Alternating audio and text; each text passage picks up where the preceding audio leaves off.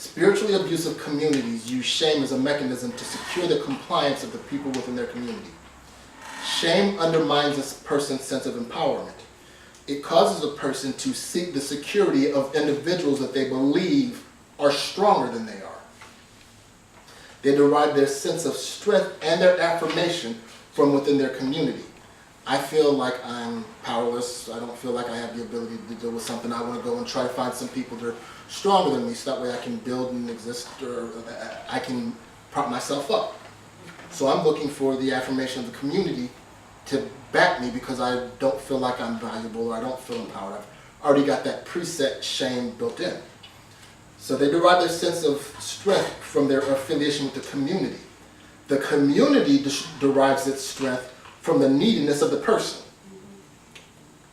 It's a tough situation when you have a community that only wants you as long as you seem like you are helpless, suffering. But the minute you actually start to get stable ground and don't need the community anymore, they ain't got time for you. Ooh, you gotta preach it, Pastor. Where if I can help you, I'm all up in, I'm there to help you because helping you makes me feel good about myself, makes me feel like I'm doing what I'm supposed to do. But if you don't need my help, I really don't have any time to relate with you. I don't have time for you. I'm gonna ignore you and go find somebody else that I can help. Yes. Thus, it is imperative that the individual never find themselves feeling strong enough to break away from or question the status quo established within the collective, or a sense of security, or the sense of security drawn from the leadership of the group. So the worst thing in the world in a spiritually abusive system is finding somebody that actually starts to get enough self-assuredness they can ask some difficult questions. That's dangerous too. And so they try to shame the person, make them feel less, and they communicate messages of shame to cause a person to feel less empowered, so that way they don't ask these difficult questions. When an individual asks inconvenient questions of the leadership, the response of the leader is one intended to reinforce the position of authority more than it is to help the person. This is called power posturing. I'm interested in establishing one way or another that I am the alpha dog. I'm the one in charge. Because I'm the pastor, that's why. How dare you doubt me? Are you questioning my authority? Submit to your elders and keep the peace. Our message is communicated either directly or indirectly.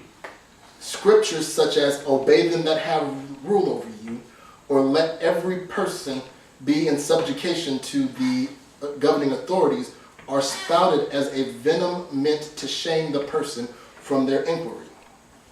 Why don't we do it this way? Because that's not how we do it. You're not spiritual enough to understand this yet. Well, why don't we try this out or take this approach? That's not going to fly over here. That's not going to fit with, and once you've been here longer, you'll understand and you'll be able to, you'll get it. With these scriptures echoing in mind, we start to tell ourselves, I believe the Bible, I want to be obedient. He's the pastor, the true shepherd, God's servant, his mouthpiece. He must really know more than me. I must really be out of line. I must be seeing this wrong. Who am I to question? I had better just go along. Why? Because he's the pastor, that's why. That's the trip that the messages of the community can start to put. Or this is, like I said, it's not this particular passage, and I pulled this from that book, talks about the pastor, but the community can also bear the exact same messages. We say we got the truth. If you don't understand it, then you just need to keep coming and keep listening, and eventually you'll figure it out. When really what they're saying is eventually we'll indoctrinate you, and I don't have time to talk about indoctrination. Whereas the scripture, along with saying that you should obey them that have the rule over you, Peter says, I must obey God rather than man, and he's talking to church folks. Christ teaches, ye shall know them by the fruit that they bear. This scripture terrifies spiritually abusive communities, because when you actually start to ask questions about where's the fruit, or why is the fruit bitter, why is it sour, or where is it, they get in a tizzy. In spiritually abusive systems, when asked to give account for their fruit or lack thereof, the leadership and the community take offense and begin to spew shame-based messages that threaten to take away the security of the group if the person doesn't fall in line. This is masked by the guise of respecting authority, and we'll deal with that mischaracterization later.